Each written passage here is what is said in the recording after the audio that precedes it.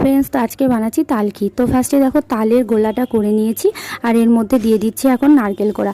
তো নারকেল কোড়াটা একটু বেশি পরিমাণে দেবো, তাহলে না খেতে খুব ভাল লাগে। আর এদিকে দেখো আমি ঘন করে দুধ জাল দিয়ে রেখেছিলাম, তো সেই দুধটাকেও দিয়ে দিচ্ছি এর মধ্যে।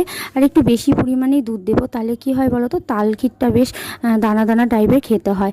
আর ব্যাস দেখো বেশি পরিমাণে একটু দুধ দিয়ে দিচ্ছি। আর এটাকে এখন ভালো করে মিশিয়ে নিব, যাতে হচ্ছে নারকেলটা আর দুধটা বেশ ভালো করে তালগোলার সাথে মিশে যায়। তো দেখতেই পাচ্ছ ভালো করে মিশিয়ে নিচ্ছি। আর চিনিটা কিন্তু আমি এখন একদমই দেবো না, একটু মানে জাল দেওয়ার কিছুক্ষণ পর চিনিটা দেবো। কারণ কি বলো তো, জল ছেড়ে যায়, সেজন্য চিনিটা একটু পরে দেবো। আর এখানে দেখো 8-10টার মতো এলাচ থেতো করে দিয়ে দিলাম, আর এদিকে দিকে তেজপাতাও দিয়ে দিলাম 4-5টা মতো দিয়ে, ব্যাস এটাকে ভালো করে মিশিয়ে নিয়ে এখন গ্যাসে বসিয়ে দিলাম। আর এখন দেখো ঢাকনা দিয়ে দিলাম, কারণ ঢাকনা না দিলে এত ফোটে। এর আগে আমার অনেক হয়েছে যে তালগোলা করতে গিয়ে অনেক ফুটেছে। তো এখন আমার শাশুড়ি মা শিখিয়ে দিয়েছে, তো আমি ঢাকনা